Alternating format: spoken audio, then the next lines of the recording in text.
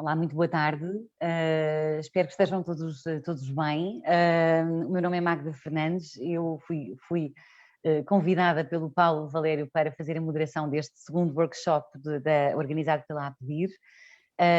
Antes de mais, agradecemos muito a vossa presença nesta sexta-feira.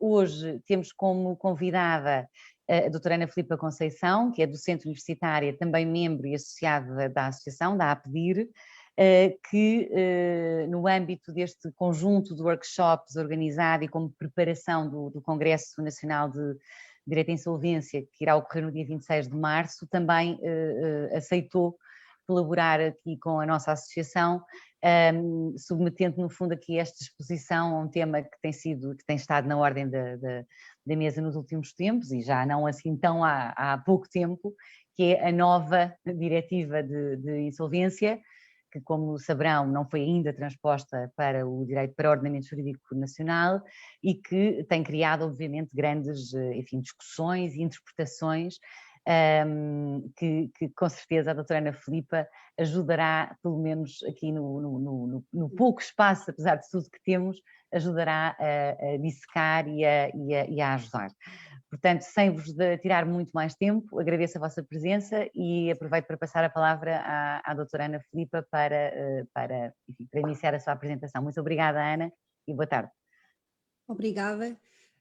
Antes de mais, agradecer também o convite a pedir para estar aqui presente, agradecer também à Magna pela simpática apresentação e, de facto, é estranho, desde a primeira vez que eu falei publicamente sobre a diretiva, que foi em 2019, já passaram 2 anos e ela continua a ser nova para nós, ou seja, este nova é entre aspas, porque o texto final já é conhecido desde junho de 2019 e de facto ainda não houve qualquer apresentação de propostas em Portugal. Isto para dizer o quê? A primeira coisa que nós temos de perceber também sobre a lei portuguesa é que nós não estamos assim tão mal. E o que é que eu quero dizer com isto? A nossa lei já é bastante de acordo com a diretiva, ou seja, nós já temos um conjunto de mecanismos, nomeadamente pré-insolvenciais, que é isso que a diretiva se vai aplicar, que vão um pouco ou muito de encontro àquilo que lá está previsto. E eu vou focar-me um pouco nos aspectos que são um bocadinho dissonantes para percebermos ainda o que é que temos de alterar. O que é estranho, no fundo, é que nós tivemos uma apresentação da proposta diretiva em novembro de 2016, é verdade que ela depois veio a ser alterada em alguns pontos, mas o miolo da diretiva já existe. E, portanto, tendo em conta isso e tendo em conta a data de 17 de junho de 2019 para começar a transpor-se a diretiva, é no mínimo estranho que se tenham feito alterações à lei da insolvência em 2017 e em 2018 com a criação, por exemplo, do RER e no caso da lei de 2017 de alterações ao PER e a criação do PAP, é no mínimo estranho que, havendo já uma proposta, não se tenha tido em atenção alguns dos aspectos já previstos na proposta de diretiva. E o legislador português tem andado a rondar a diretiva, mas sem nunca abordar diretamente os aspectos que lá estão previstos. O que é que acontece? Acontece que o prazo para transpor a diretiva vai acabar em 17 de junho de 2021, mas até 17 de janeiro de 2021 era possível, de acordo com o artigo 34 da diretiva, pedir prorrogação por mais um ano para a transposição, sendo que a diretiva fala em particular dificuldade na transposição. Em termos europeus, aquilo que podemos perceber relativamente a isso é que, segundo a Insol Europe, e eu trago aqui alguns dados, a Insol Europe tem feito uma espécie de listagem de todos os Estados-membros e a situação da diretiva, e aquilo que nós conseguimos perceber é que o único país que já fez a transposição completa da diretiva foi a Alemanha. Portanto, a Alemanha, no final de 2020, fechou a proposta, a lei já entra em vigor e os alemães não só reformularam a lei alemã, o código alemão, como também criaram um novo instrumento para os mecanismos pré-insolvenciais, e os alemães são os primeiros a dizer a diretiva é ótima para esta crise, e já vamos também a esse aspecto. Os outros países, a Itália transpôs parcialmente a diretiva, Espanha fez uma lei completamente nova em que já tem atenção a alguns aspectos da diretiva, mas eles próprios referem que não é a transposição da diretiva, mas já foram feitas alterações tendentes a... E depois a Grécia também já apresentou alguns mecanismos tendentes a transpor a diretiva, e os únicos países em que há projetos concretos são a Dinamarca, a Irlanda, a França, o Chipre, a Letónia e o Luxemburgo. Todos os outros, incluindo Portugal, estão muito atrasados. Sendo que em Portugal não há uma única proposta, uma única discussão pública, nada que o governo tenha feito até agora para percebermos qual é o sentido de transposição da diretiva. E respondendo à pergunta, então, mas há particulares dificuldades na transposição da diretiva? E eu gostava de refletir um pouco convosco. Primeiro, pedimos a extensão. Nós pedimos a extensão, a Bulgária também pediu, a Holanda também pediu, a Croácia, a Eslováquia, por aí fora. Mas, no fundo, porquê? Porquê é que pedimos esta extensão? Porquê é que nunca foi apresentada nenhuma proposta, ou nem sequer se fez uma consulta pública, ou uma discussão, etc.? A primeira resposta é óbvia. Porquê é que temos dificuldades em transpor a diretiva? Porque estamos a viver uma pandemia, não é? E podemos alegar que esta crise pandémica que vivemos não se compagina com a diretiva ou com a transposição da diretiva, mas sim de medidas extraordinárias. E essas medidas extraordinárias são prioridade para o nosso legislador. Só que, e isto é uma coisa que se pode dizer, neste momento estamos mais preocupados em acudir ao imediato e vamos deixar a diretiva para mais tarde. Mas, por outro lado, também podemos alegar que a diretiva só vai servir para melhorar e para contribuir também para enriquecer o conteúdo da lei, para apoiar, digamos assim, para responder à crise. Tem-se dito muitas vezes que nenhum código, nenhuma diretiva existente responde a esta crise. Por parte é verdade, mas nem tudo será assim. Então, começamos pela questão de, estamos a viver uma pandemia. O que é que o legislador português fez? Para já reagiu tardíssimo. Nestes aspectos da insolvência reagiu tardíssimo. As moratórias foram essenciais e foram importantes e foram medidas fundamentais para estancar um pouco a crise. Houve medidas no âmbito laboral, houve medidas no âmbito bancário, mas a primeira situação em que o legislador atende à insolvência é: vamos suspender o dever de apresentação e vamos suspender as ações executivas nesta sede. E não fizeram mais nada durante 8 meses. E durante 8 meses, e já se falou que estamos naquela fase de pré-tsunami, nós agora estamos com o fim das moratórias a aproximar-se, já estamos a ver a areia e os peixes a morrer, portanto falta pouco para esse embate, mas só em novembro de 2019 é que o governo produziu a Lei 75 de 2020, que vem criar um novo mecanismo, que é o PEV, e que já tivemos a oportunidade de criticar em sede própria, e alterar alguns aspectos do RER, do PER e do PAP, e do próprio processo de insolvência, para acudir, digamos assim, a esta crise. Sendo que ficam de fora algumas medidas que podiam ser mais eficazes, como qual é o motivo pelo qual não se abre o PER à insolvência atual. Abre-se o RER, não se abre o PER. Quer dizer, o PEV, como sabemos, não está a trazer os resultados de que seriam necessários. E isto porquê? O Ministério da Justiça veio dizer que estão a ser tramitados nos tribunais 6 PEV, peço desculpa. Sendo que só no mesmo período em que estão a tramitar estes PEV, ou seja, desde 27 de novembro, que foi quando a lei saiu, já foram homologados 33 PER.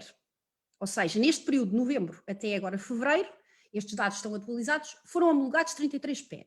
Portanto, 6 contra 33, o que é que nós verificamos? O PER continua a ser, efetivamente, o mecanismo mais utilizado. Já agora, desde o início da pandemia, em março, já foram homologados 160 PER. E, curiosamente, já foram homologados também 38 planos de insolvência na parte da recuperação. Ou seja, os mecanismos existentes estavam, de alguma forma, a responder à crise. E nós não podemos dizer que, por exemplo, o PEV, e o PEV especificamente, já na senda da diretiva, estabelece medidas para as PMEs, mas na prática, se nós formos a ver, tanto no caso dos PER, como no caso dos planos de insolvência, nós nunca temos o pequeno empresário, o empresário em nome individual, temos poucas unipessoais, portanto, as PMEs continuam de fora desta senda legislativa de criar mecanismos atrás de mecanismos. Portanto, aquilo que se conclui é que estas medidas extraordinárias não são motivo para ser difícil transpor a diretiva, porque elas não são assim tão significativas e não ocuparam assim tanto tempo para que se impedisse esta transposição. E por outro lado, A diretiva tem 3 eixos fundamentais. Por um lado, regras para as PMEs, nomeadamente apostar na reestruturação preventiva, na informação, etc. Depois, a questão dos 3 anos de exoneração do passivo restante. Depois, aspectos de melhoria do sistema. E ainda situações relacionadas com os profissionais na área da insolvência, tanto que a diretiva vem falar do chamado P4, o Professional in the Field of Restructuring, e ainda temos de discutir se isso é uma nova figura ou se corresponde ao administrador judicial. Ou seja, nenhum destes objetivos, auxiliar as PMEs, criar mecanismos eficazes de reestruturação de empresas, etc., colide com as necessidades de uma economia pandémica ou pós-pandémica.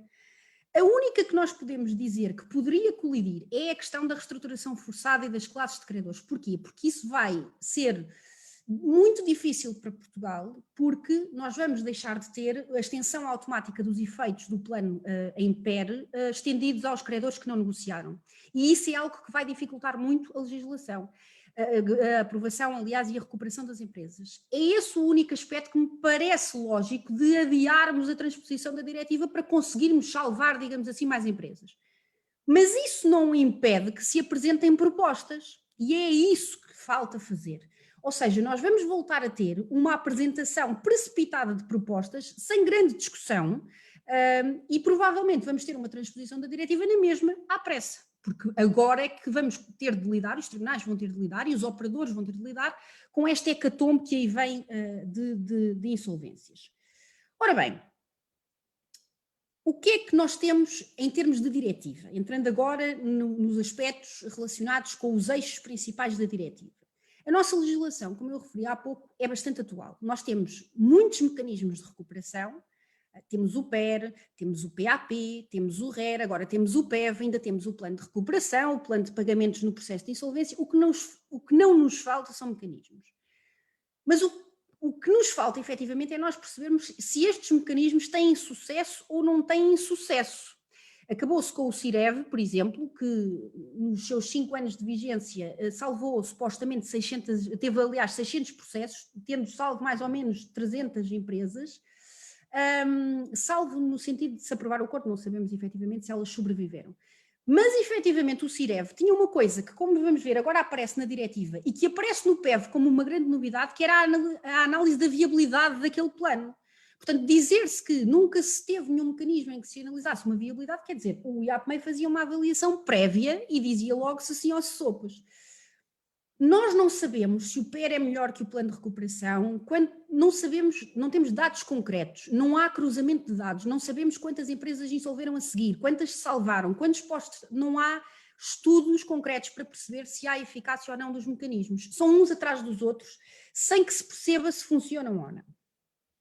Ora bem, aspectos da diretiva. Queria referir o primeiro aspecto, que é relativo ao mecanismo de alerta precoce. Portugal conta desde 2019, com a Lei 47 de 2019, com um mecanismo de alerta precoce. Fomos bastante pioneiros na existência desse tipo de mecanismo. Aliás, o IAPMEI já tinha esse mecanismo antes dele ser obrigatório e a diretiva impõe esse mecanismo de alerta precoce. A questão que se coloca em primeiro lugar é: quais são os resultados do mecanismo? Este ano de 2020 já era suposto os empresários terem recebido na sua caixa de correio a indicação de que estão pré-insolventes, insolventes, o que é que devem... Não há dados, eu não consigo encontrar dados que me permitam dizer se o mecanismo de alerta precoce está ou não está a funcionar. Eu não sei quantas pessoas fizeram alguma coisa porque receberam um e-mail a dizer que estão assim ou assim. Não faço ideia se efetivamente está a resultar ou não. E isso é importante saber. E é importante perceber se este mecanismo dirige as pessoas para onde devia dirigir. Se não é preciso criar algo de proximidade. Isto porquê? Porque nós também temos o sistema PARI e PERSI para negociar créditos bancários, que é algo que a diretiva também fala, mas não temos outras coisas. A diretiva fala especificamente em sistemas de aconselhamento claros e transparentes. Nós temos o IAPMEI e temos a RACE para os sobreendividados, a Rede de Apoio ao Consumidor Endividado. Mas não há um balcão nos tribunais, não há um balcão nas lojas do cidadão, não há nenhum serviço onde claramente a pessoa pode se dirigir-se e dizer estou insolvente e o que é que posso fazer? Se calhar é o MAP que tem de dizer o senhor agora dirija-se ao serviço X, na morada X, vai-lhe ser indicado um profissional da área da recuperação para que possa avançar. E por outro lado, a diretiva também fala especificamente, atenção que nada disto é imposto ao legislador português, são opções da diretiva, a dizer que tem de se dar incentivos para que terceiros, como a Segurança Social, a Ordem dos Contabilistas e a AT, sinalizem a evolução negativa do devedor no sentido de precipitar o apoio e o início de um processo de recuperação, coisa que também não existe. Por outro lado, no que diz respeito a medidas mais concretas, um dos aspectos mais interessantes da diretiva é a questão da suspensão das ações executivas. Ou seja, a diretiva fala claramente na possibilidade que já existe em Portugal, como sabemos, o chamado breathing space, que permite que sempre que se inicia um processo de recuperação pré-insolvencial, as ações executivas fiquem suspensas. Isso não acontece no RER, como sabemos, em que é preciso um acordo das partes para que efetivamente que haja suspensão das medidas executivas. O que a diretiva agora vem dizer é que o legislador pode introduzir medidas que permitam que as ações executivas não sejam suspensas automaticamente, nomeadamente em duas situações, quando não são necessárias para a recuperação ou não beneficiem as negociações e, portanto, nesse caso, elas podem continuar. Por outro lado, pode estabelecer-se uma suspensão automática de certos tipos de ações executivas, de uma forma limitada, para credores individualizados naquele processo ou para certas categorias. Portanto, isto são as várias possibilidades que existem.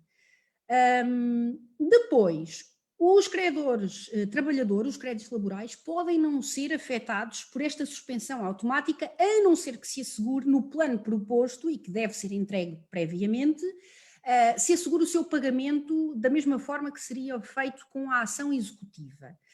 E, por outro lado, e esta é que é a questão mais flagrante, e nós não sabemos se o legislador português vai avançar com isto ou não, a lei pode definir a não aplicação da suspensão das ações executivas, sempre que estas, como se viu, não afetem a reestruturação, portanto não dizem respeito a credores que vão ser afetados, aquilo que a diretiva chama as partes afetadas. Portanto, imaginemos um credor que vai ser pago na totalidade e de acordo com os prazos e que não tem sequer direito de voto naquele plano, tem uma ação executiva proposta, portanto pode efetivamente continuar a ação executiva porque não vai participar, não vai votar e não põe em causa o princípio da igualdade entre os credores porque também já ia receber de alguma forma com prioridade. E por outro lado, sempre que a suspensão prejudicar gravemente os credores, até se diz efetivamente que se um credor ficar insolvente por força da suspensão da ação executiva, isso não pode acontecer. Portanto, essa ação executiva tem de ser, essa suspensão tem de ser levantada imediatamente. O que acontece é que a diretiva, aqui no seu artigo 6º, dá uma forte liberdade para o legislador empreender modificações nesta sede. Em Portugal, como sabemos, a diretiva fala em suspensões que não podem ultrapassar os 4 meses, em Portugal até é menor, porque os prazos para negociação são menores, e pode haver uma prorrogação, diz-nos a diretiva, até 12 meses, se isso servir para, no fundo, aprovar o plano.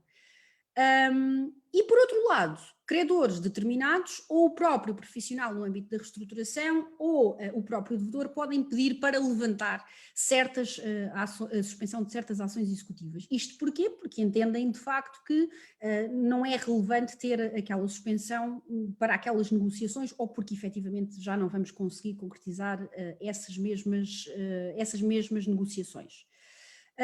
Ou seja, em termos gerais, a regra é, as leis nacionais têm de ter suspensão das ações executivas. Portugal tem, efetivamente, exceto no RER, que é um processo de tipo diferente. E, por outro lado, é possível criar exceções a esta regra da suspensão automática. Não me parece, à partida, que o legislador português esteja muito interessado em colocar estas exceções. Tem funcionado bastante bem a suspensão automática, os prazos até são mais curtos do que na diretiva, e estamos a falar dos processos pré-insolvenciais, nomeadamente o PER, o PAP, e portanto não me parece à partida que o legislador vá pegar muito nisto e fazer muitas alterações. Não quer dizer que não o faça, não é? Portanto, lá está, a ausência de um plano, a ausência de uma proposta faz-nos só pensar o que é que o legislador pode eventualmente fazer, se quer modificar muito o código, se não quer modificar muito o código, se quer modificar muito o PER, se não quer, nós não fazemos a mais pequena ideia do que é que se passa na cabeça do legislador. Por outro lado, a diretiva também impõe que se crie um plano modelo, ou seja, na internet, num sítio da internet tem de estar um plano de recuperação modelo, uma espécie de formulário que serve de orientação ou de base para que se possa pedir a reestruturação através dos mecanismos existentes. Isto é particularmente importante para as pequenas e médias empresas, que normalmente não têm acesso nem a um advogado, ou a um solicitador, ou a um gestor, ou a um consultor que lhe possa fazer um plano.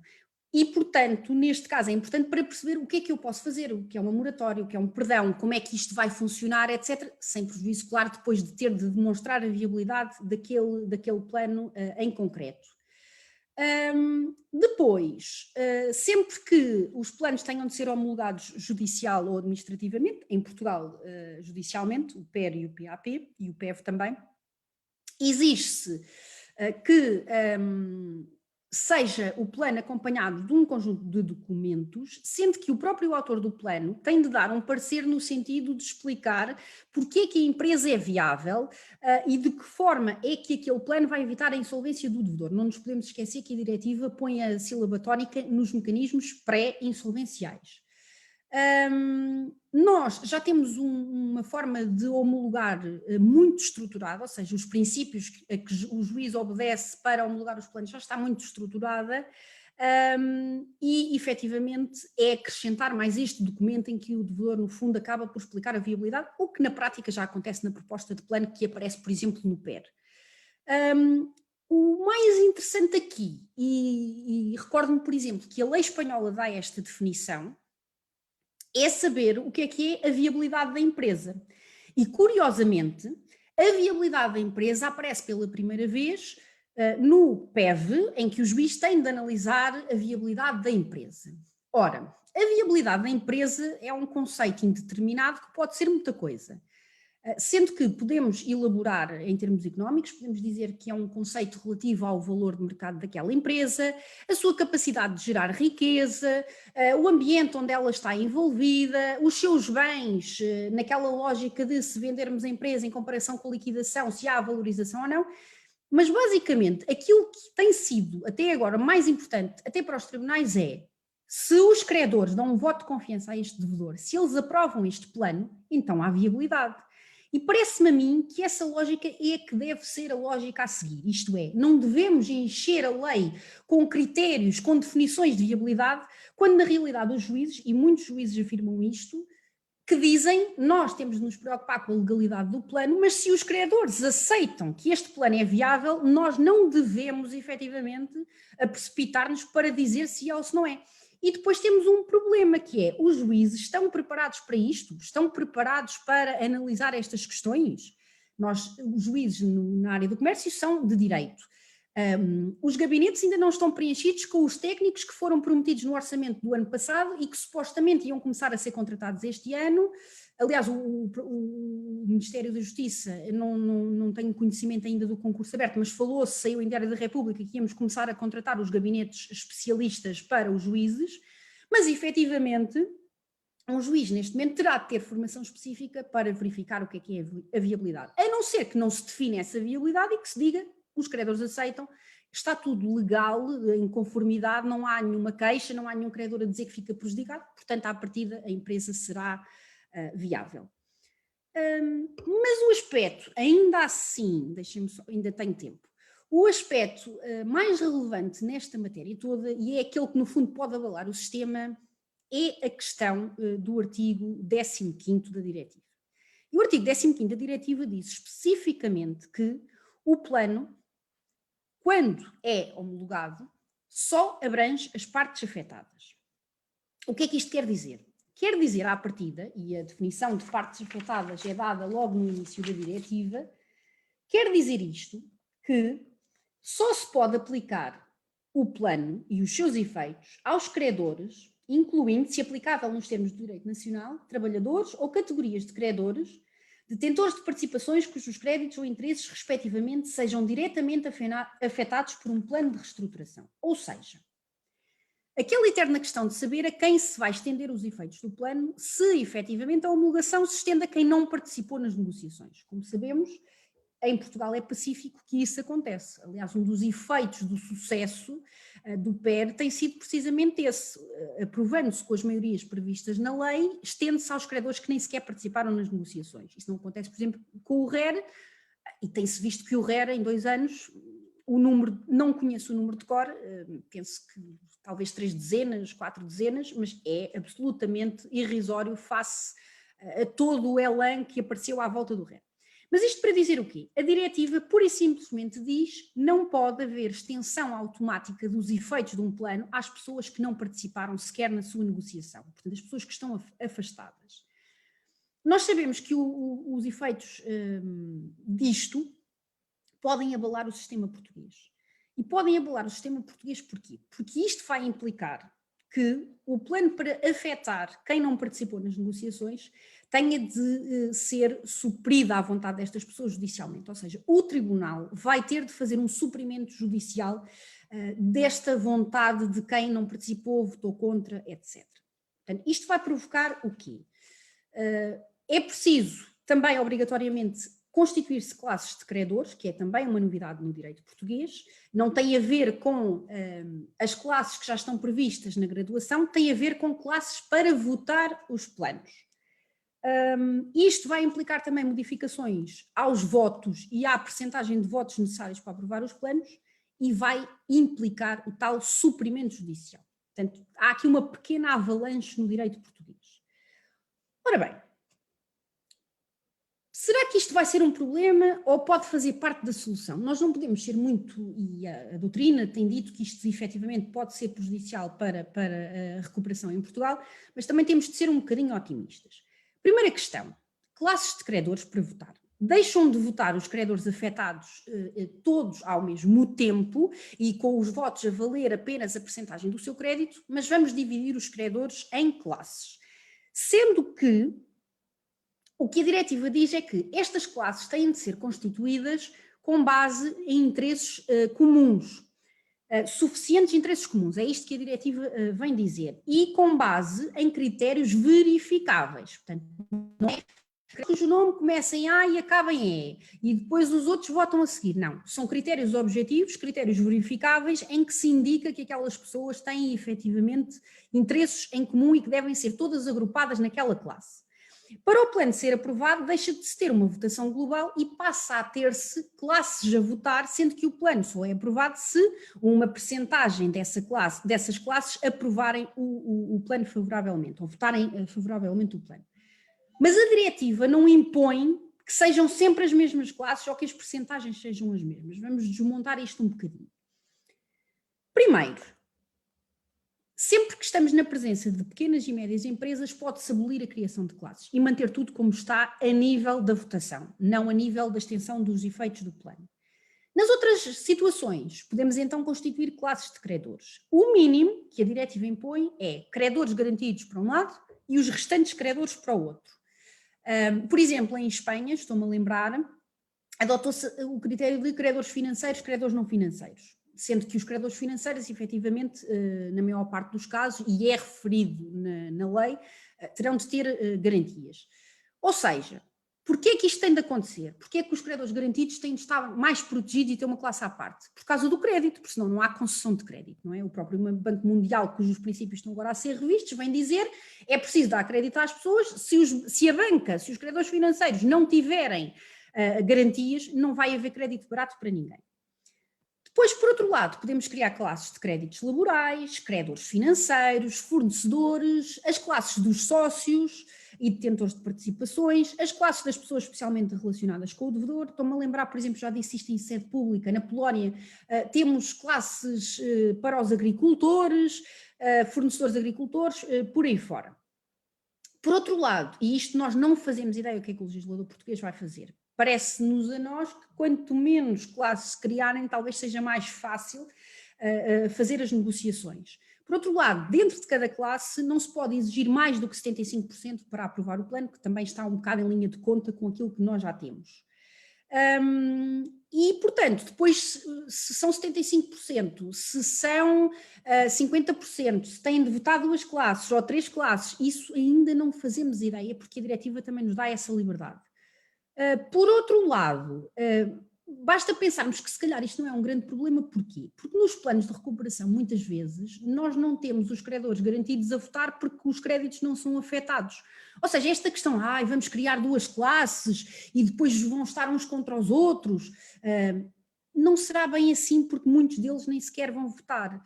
E por outro lado, as classes são importantes para algo prévio, que é para fazer a negociação das medidas efetivamente que se vão aplicar a cada uma delas. E isto é fundamental, porque assim o próprio profissional da reestruturação, o tal profissional que pode ser o AJ, e em Portugal é o AJ, pode reunir-se separadamente e não haver aquele ruído, digamos assim, que às vezes acontece. O último aspecto é estabelecimento de regras para o suprimento judicial, ou seja, se nós efetivamente conseguirmos as maiorias, mas tivermos classes dissidentes, classes discordantes, o juiz ainda assim pode estender o plano a essas mesmas classes e aplicar-se aos 100% dos credores. Isto já acontece em Portugal com o plano de pagamentos, que é um instituto que, enfim, que nunca teve também, é o melhor instituto do Código da Insolvência para os insolventes e não é praticamente também usado. E, neste caso, o juiz terá de fazer o suprimento com base também em elementos bastante concretos.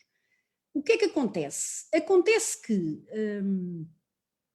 o nosso sistema já tem critérios muito objetivos para a homologação. Portanto, aqui provavelmente o que vamos ter de fazer é uma modificação mais formal do que propriamente material, porque os princípios que nós temos já são suficientes para abarcar aquilo que é pedido para a diretiva.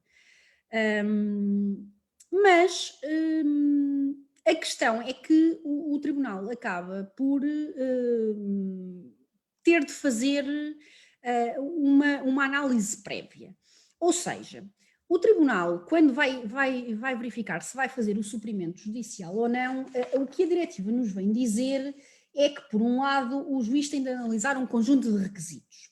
Primeiro, se o plano de reestruturação é viável, a tal questão da viabilidade, se os credores estão a ser, dentro das mesmas classes, tratados em pé de igualdade, se não há nenhuma discordância, nem nenhuma desproporcionalidade nos tratamentos dos seus créditos, se todas as partes foram notificadas da existência do plano de reestruturação, portanto aqui não basta fazer aquela apresentação nos sítios do plano, é preciso saber, verificar se todos receberam o conteúdo do plano.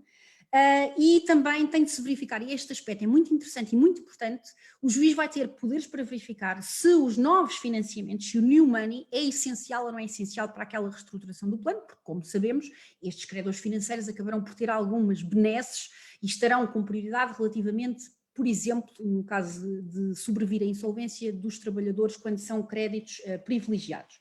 Portanto, o juiz senta-se, verifica os créditos, verifica que o plano está aprovado, mas que há credores dissidentes. O que é que faz?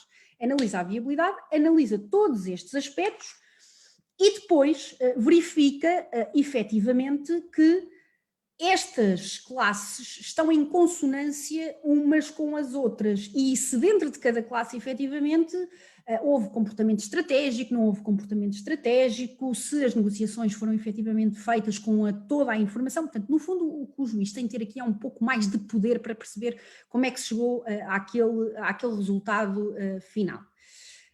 O último aspecto, portanto, classes de credores, suprimento judicial em que o juiz, de facto, tem de analisar o conteúdo do plano desta forma e verificar cheque, todos receberam notificação, o plano é viável, temos toda a informação necessária para aprovar o plano, o novo financiamento está todo aprovado, está todo de acordo com a lei, mas depois vem uma pequena, grande regra, que é a questão de saber se em Portugal vamos adotar a regra da prioridade relativa ou a regra da prioridade absoluta.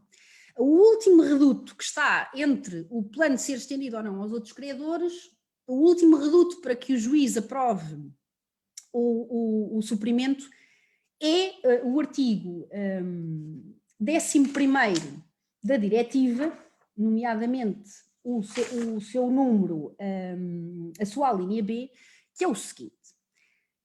O que é isto das regras de prioridade absoluta ou das regras de prioridade relativa? Basta pensarmos que a diretiva tinha feito na proposta original uma regra de prioridade absoluta e depois passou para um regime de regra de prioridade relativa. O que é que isto quer dizer? Se Portugal adotar o regime da regra de prioridade absoluta, de uma forma muito larga, o juiz só pode fazer o suprimento judicial dos credores se efetivamente os credores com a graduação mais baixa, que normalmente são os sócios, não receberem qualquer valor de acordo com o plano aprovado.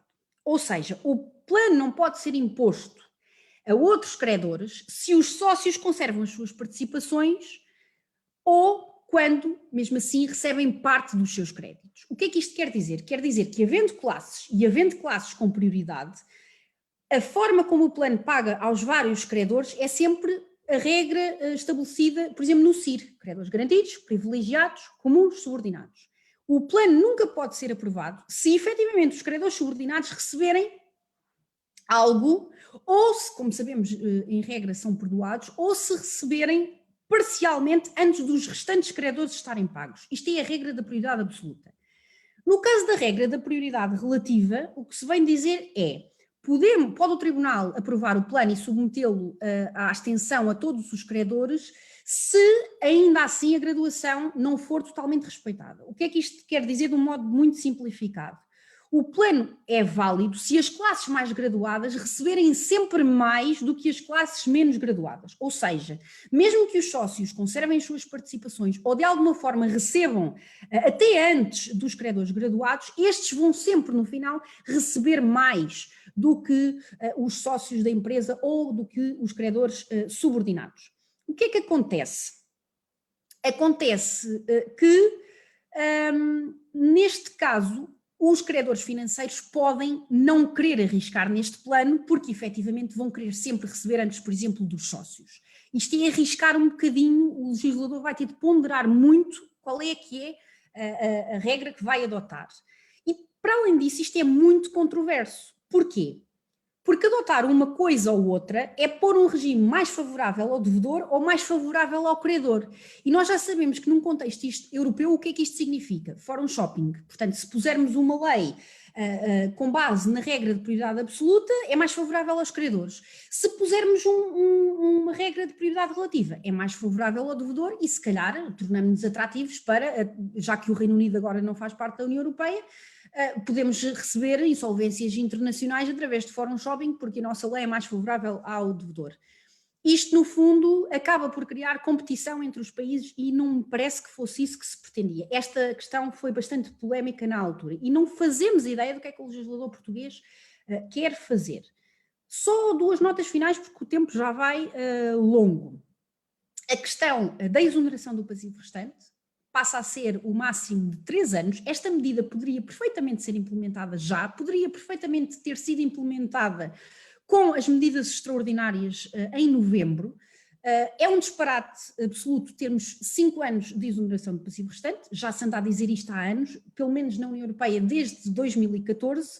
Eu sei que em Portugal há muita resistência a que isto aconteça, mas efetivamente os pequenos empresários que façam a exoneração, que tenham acesso à exoneração, vão passar a ter um período de cessão máximo de 3 anos. Pode até ser menos tempo.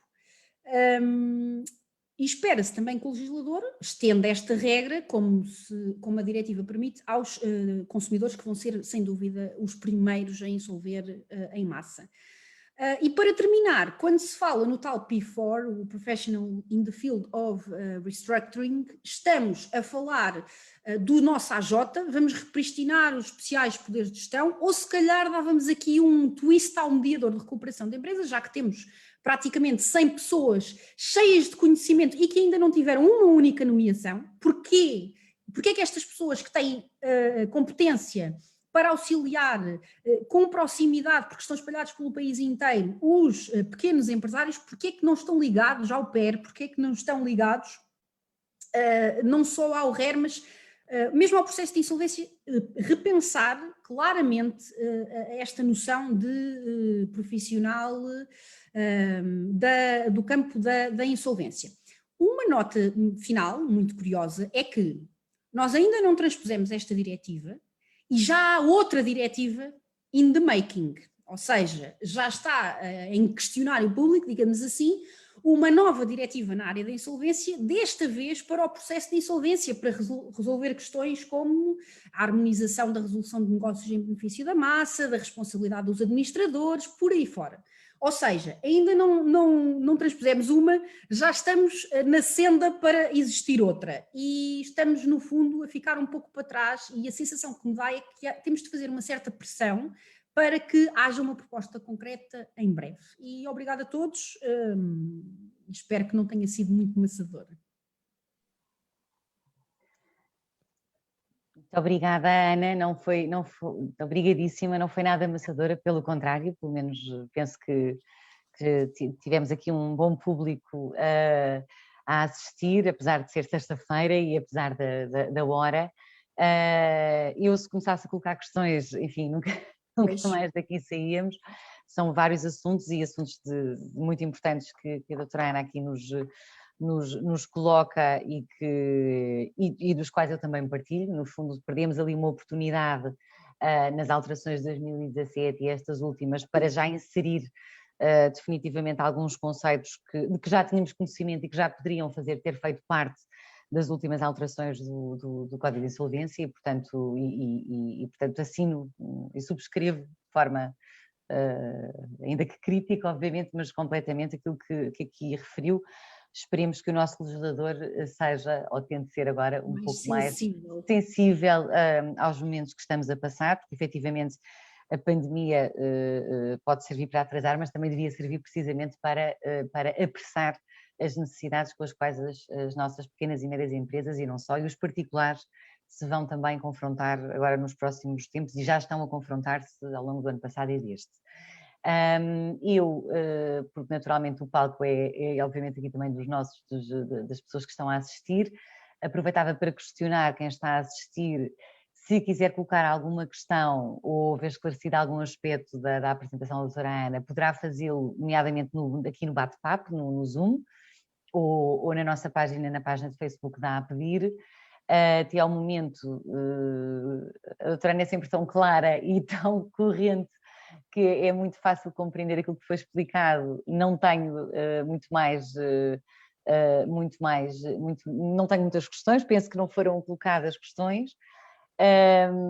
Vamos de qualquer forma dar aqui mais um pouco. Eu acho que, como disse, ainda podemos correr o risco de ter regras de uma nova diretiva cozinhada inseridas ainda antes daquelas que são as mais preocupantes.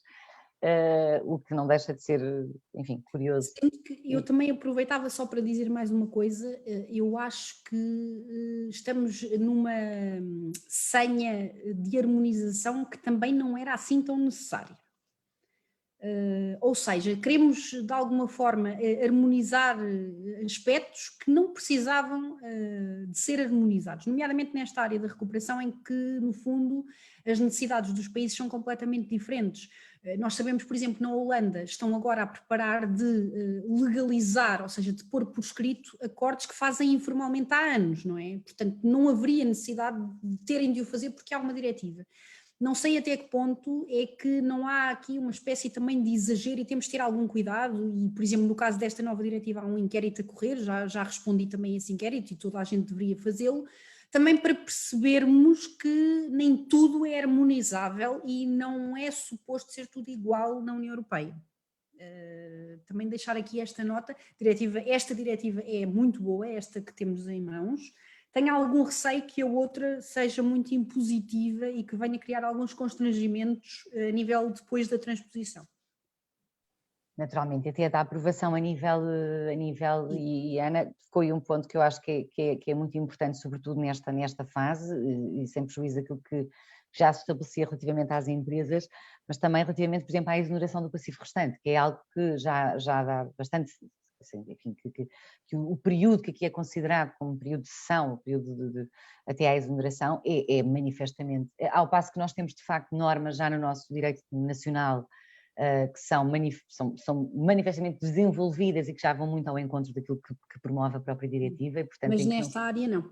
Mas nesta área não, estranhamente, precisamente, e é uma das questões que a título profissional e particular me choca, precisamente porque, por assistir àquilo que temos assistido em relação aos sujeitos individuais, muitas vezes, e que estão ligados obviamente a negócios e que desempenham atividades comerciais, e que continuamos a ter um período, de facto, de 5 anos, é um período muitíssimo... É um exagero, sobretudo quando estamos a falar de uma diretiva que praticamente refere metade, não digo metade, são 3 anos, mas quase metade, e que em tudo o restante, a nível até de proteger atos de boa-fé, etc., já é muito semelhante. Portanto, seria uma alteração muito fácil de ter introduzido e que não se fez, não é? E perdeu-se o momento, esperemos que não seja o caso. Que seja em breve, exatamente. E que seja em breve, exatamente, e que seja a tempo, pelo menos, também de salvar ou de, pelo menos, evitar males maiores, quer aos particulares e pequenos empresários que estão agora a passar por dificuldades e não são poucos. Dito isto, e não havendo muito mais questões, doutora Ana, resta-me, obviamente, agradecer a sua participação, que é sempre muito útil. E agradecer todo o conhecimento e a sabedoria e a prática também que tem nestas matérias e aproveitar para convidar portanto, quem nos está a assistir também a assistir ao próximo workshop, que terá lugar no dia 5 de março, em princípio, segundo a informação que tenho, e que esperemos que também contribua, obviamente, aqui para estas nossas dúvidas e para trocarmos aqui também impressões. E agradeço mais uma vez a sua presença e também a participação aqui da APDIR e desejo a todos também um bom fim de semana e à doutora Ana em particular e um resto de boa semana de trabalho. Muito obrigada e uma boa tarde. Obrigada.